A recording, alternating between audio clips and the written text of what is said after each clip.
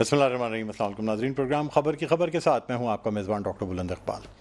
नाज़रीन, प्रोग्राम में सबसे पहले हम बात करेंगे सियासी सूरत हाल पे। सियासी सूरत हाल काफ़ी गर्म है। एक तरफ PDM का धरना जारी है, दूसरी जानब आज सुप्रीम कोर्ट में समाअत भी हुई है और इस समाअत के हवाले से उम्मीद की जा रही थी, तवक्को की जा रही थी कि शायद कोई तौहीन अदालत भी सामने आए या और दूसरी चीज़ें सामने आएँ।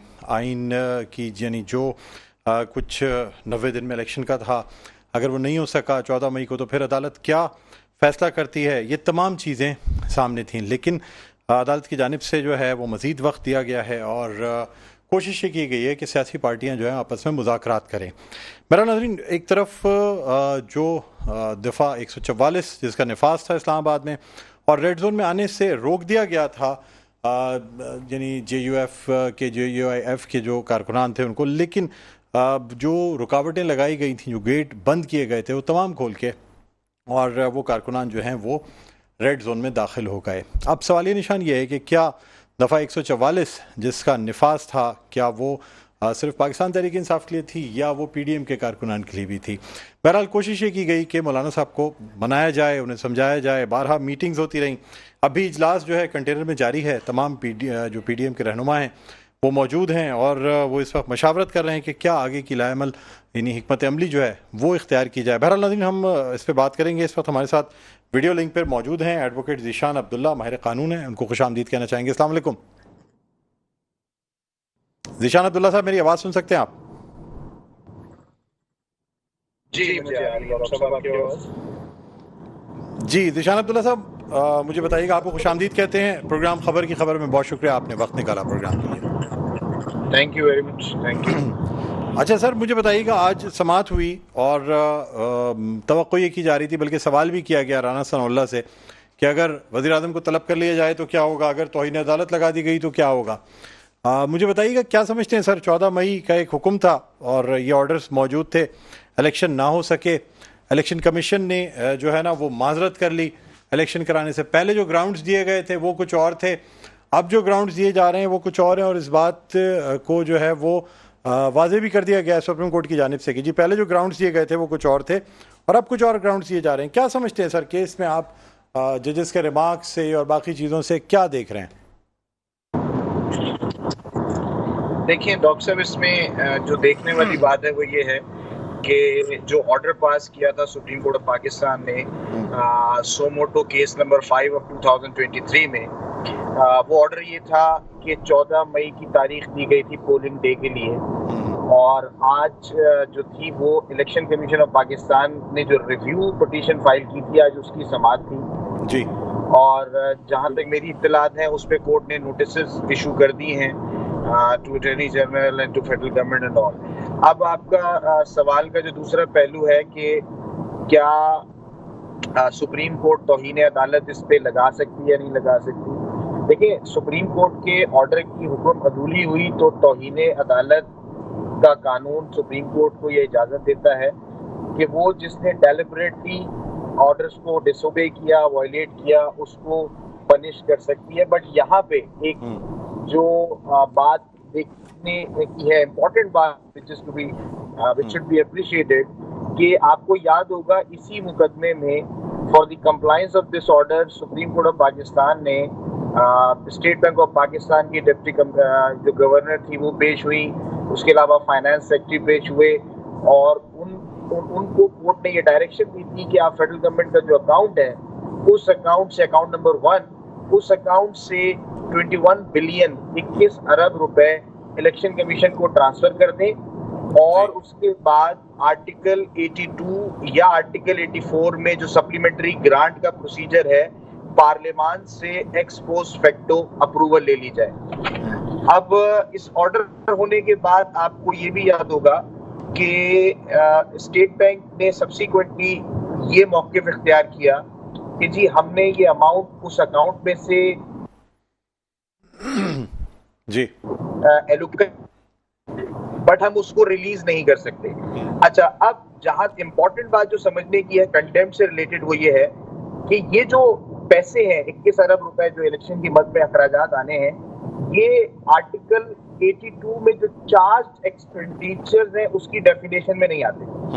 अब जब उसकी डेफिनेशन में नहीं आते तो ये बजट का हिस्सा है जब बजट में ये नहीं है, जो एनुअल बजट आया पाकिस्तान में लास्ट ईयर, उसका हिस्सा नहीं है, तो आइन ये कहता है कि उसकी सप्लीमेंट्री ग्रांट के लिए आपको अप्रूवल के लिए नेशनल असेंबली से अप्रूवल लेनी होती है। ठीक। जब नेशनल असेंबली में ये फेडरल गवर्नमेंट ये अपना जो नोट लेके गई, फाइनेंशियल नोट 64A जिसका नंबर था, इस ग्रांट के लिए, तो नेशनल असेंबली ने उसको मुस्तरद कर दिया जी।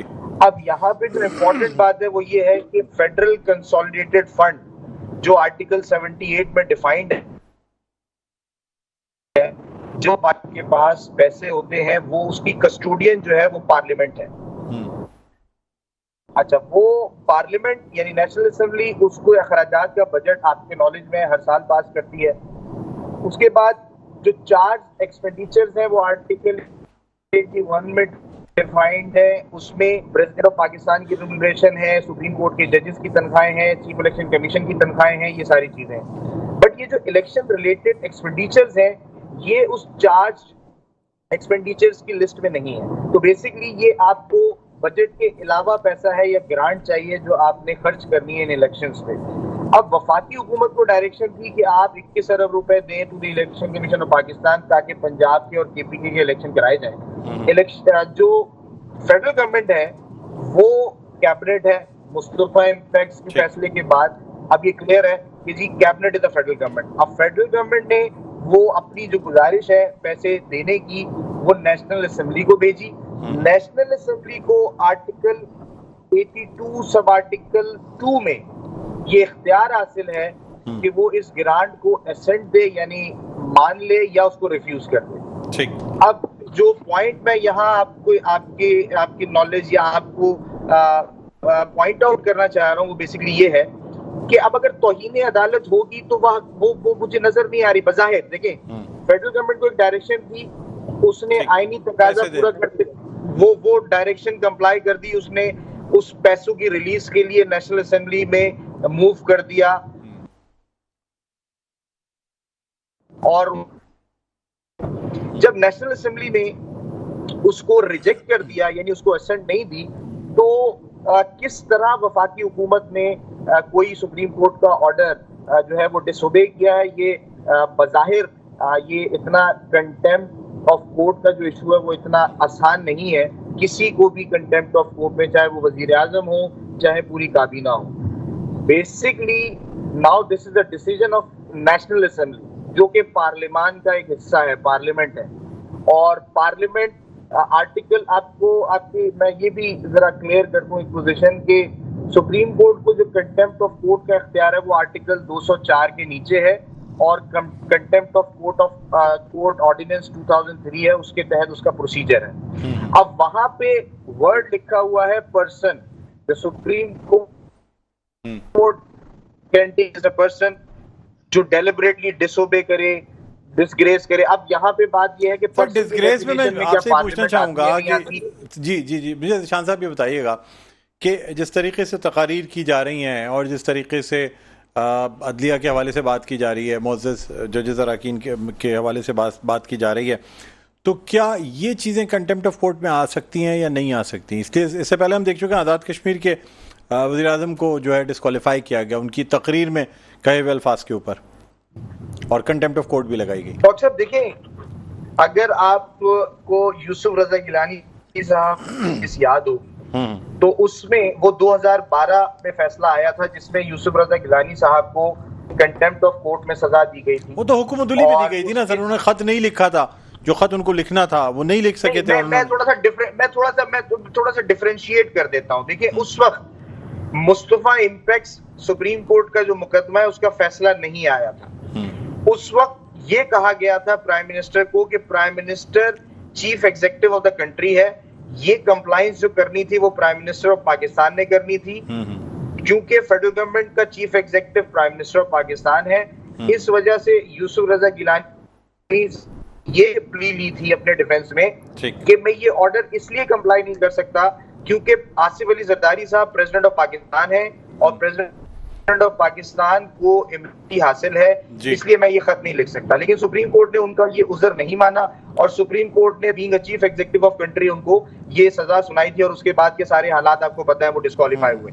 लेकिन उस वक्त में और इस वक्त में बहुत वाज़ेह फर्क है वो ये है कि अब मुस्तफा इम्पैक्ट केस का फैसला आने के बाद फेडरल गवर्नमेंट मींस कैबिनेट, यानी पूरी काबीना का फैसला है। अब क्या सुप्रीम कोर्ट पूरी काबीना को तौहीन अदालत के जिम्मे में लाके चार्जशीट करे और उसके बाद उनके खिलाफ तौहीन अदालत का मुकदमा चलाए, या यहाँ पे तो बल्कि एक और डिफेंस है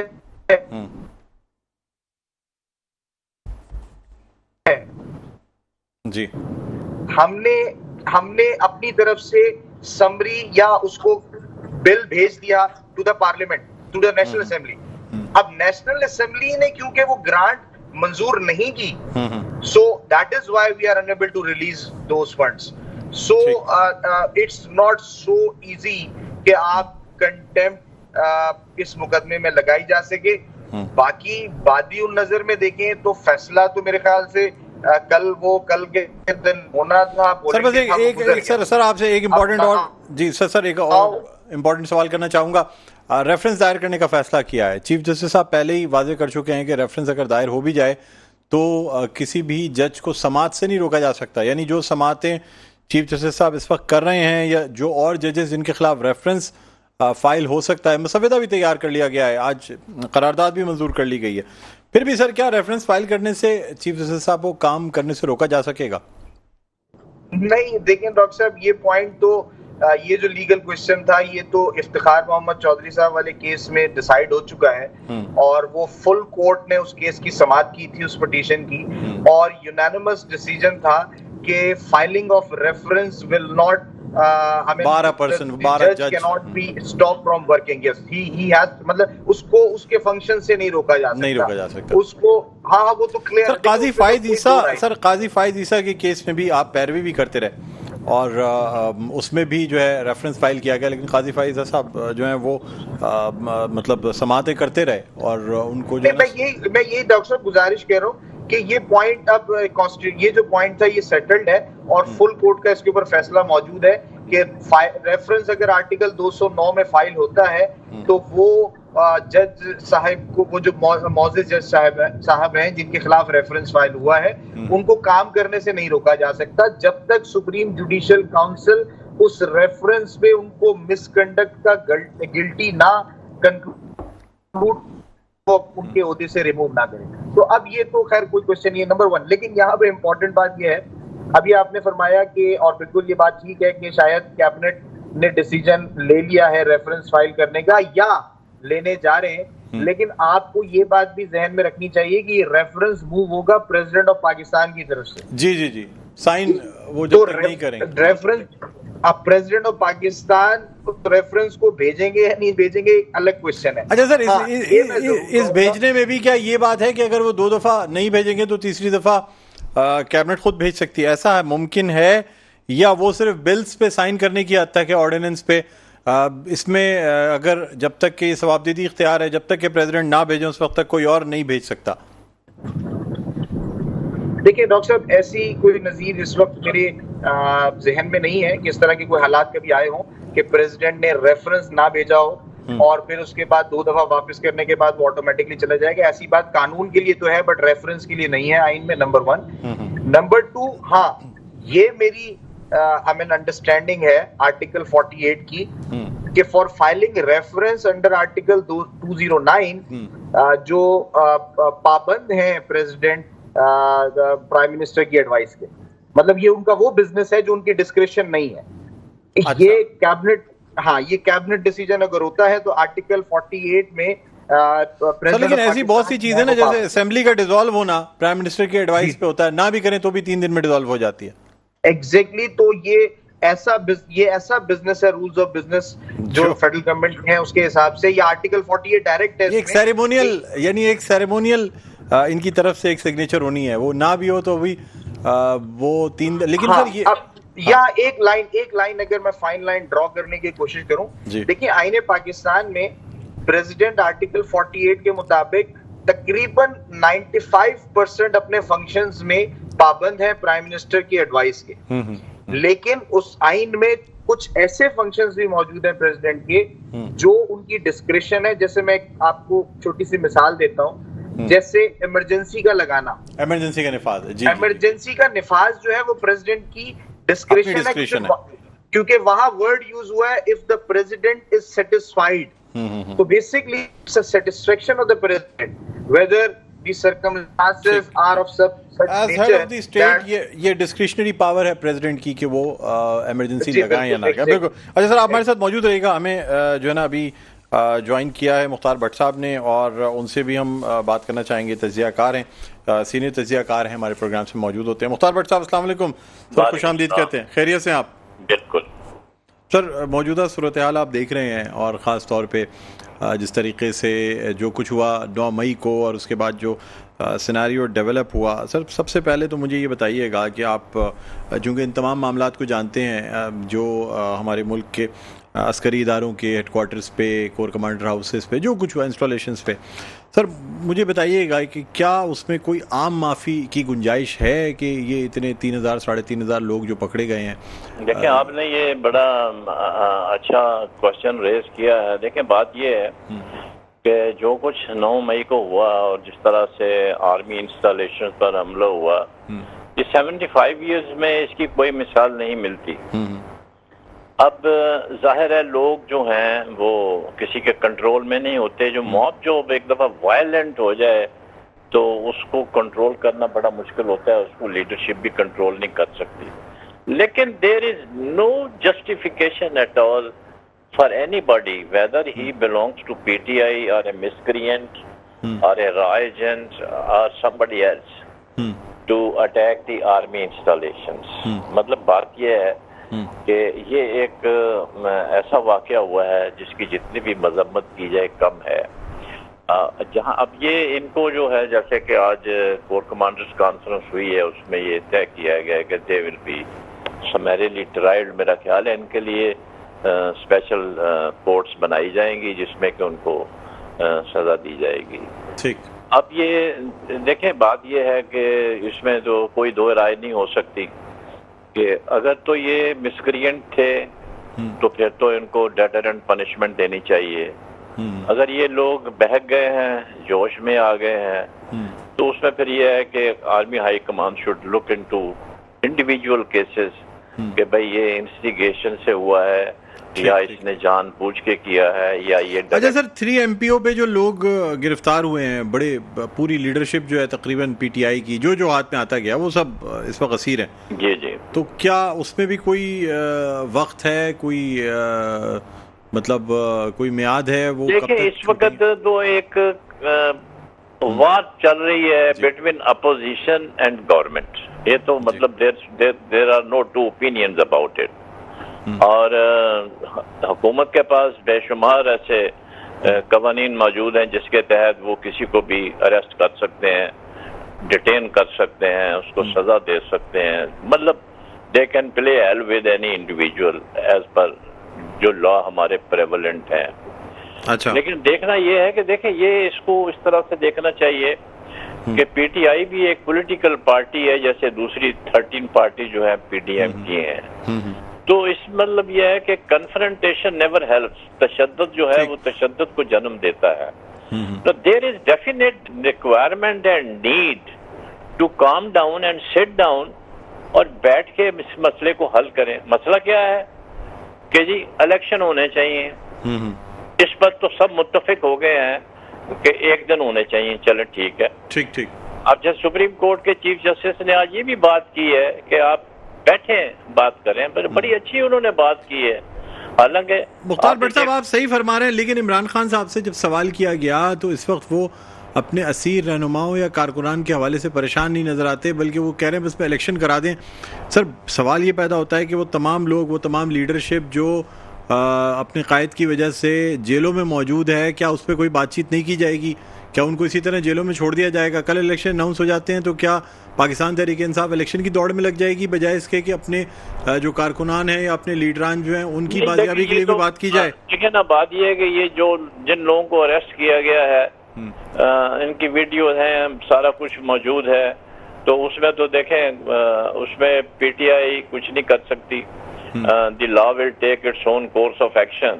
लेकिन जैसे मैंने कहा कि फिजा को बेहतर बनाने के लिए, कन्फ्रंटेशनल पॉलिटिक्स को नरम करने के लिए जरूरी है कि all party sit together again once again और बैठकर इस मसले को हल करें, क्योंकि देखें पकड़ दकड़ से कोई मसला कभी हल नहीं हुआ, आपने माजी में भी देखा होगा। ठीक ठीक ठीक। ये चीजें जो हैं ये मजीद फिर उलझाव पैदा करती हैं। अभी जैसे आज आपने देखा सुप्रीम कोर्ट के बाहर मेला लगा हुआ है, तो ये मतलब चीफ जस्टिस के खिलाफ एक महाज इकट्ठा हो गया है। That is very unfortunate. ठीक। अभी जितनी रियायत, जो मराहत, जो कंसेशन पीएमएलएन को भी मिले हैं वो किसी और को नहीं मिले। देखें ये जो हुकूमत आज बैठी हुई है ये इसी चीफ जस्टिस के सो मोटो पर बैठी हुई है। ठीक ठीक। रात के 11 बजे सर कि इस तरीके से किसी एक चीफ जस्टिस के खिलाफ धरना या ये चीज़ें कन्फ्रंटेशन होनी ही चाहिए। बिल्कुल सही फरमाया आपने। अच्छा ज़ीशान अब्दुल्ला साहब, मुझे बताइएगा सर, आपका सर मुख्तार भट्ट साहब शुक्रिया भी अदा करना चाहूँगा, आपने प्रोग्राम के वक्त निकाला और अहम मौजू पर आपने गुफ्तगू की। हम दोबारा बढ़ना चाहेंगे ज़ीशान अब्दुल्ला साहब की तरफ। ज़ीशान अब्दुल्ला साहब, मुझे बताइएगा 3 MPO के तहत जो लीडरान, जो रहनुमा गिरफ्तार हुए हैं, क्या कोई केस उन पर बनेगा या बग़ैर केस के उनको छोड़ दिया जाएगा? सिर्फ 14 दिन के लिए हिफाजत के तौर पर उनको जो है ना वो गिरफ्तार किया गया है, क्या इसमें प्रोसीजर होता है? तो मेरे ख्याल से कल का या डे बिफोर जो लाहौर हाई कोर्ट का हुक्मनामा आया है कि इन तमाम मोस्टली जितने फर्स्ट ईयर के जो लीडरान हैं पाकिस्तान तहरीक इंसाफ के, उन सबको रिलीज करने का ऑर्डर किया है जो MPO के तहत जिनको डिटेन किया गया था। लेकिन ऑब्वियसली वो जिन लोगों के खिलाफ FIRs हैं इस जलाओ गहराओ और इस एक्ट की, जिसमें कुछ FIRs मैंने देखी भी हैं, वो 780 एंटी टेररिस्ट लगाया हुआ है। तो वो FIRs तो MPO के तहत नहीं है ना, वो तो अपने कवानीन में उसका ट्रायल होगा और उसके बाद ही उसका कोई फैसला होगा। अभी आपने थोड़ी देर पहले ये फरमाया कि ये जो है क्या ये कोई आम माफी हो जाएगी? डॉक्टर साहब, आई डोंट थिंक कि ये होगा।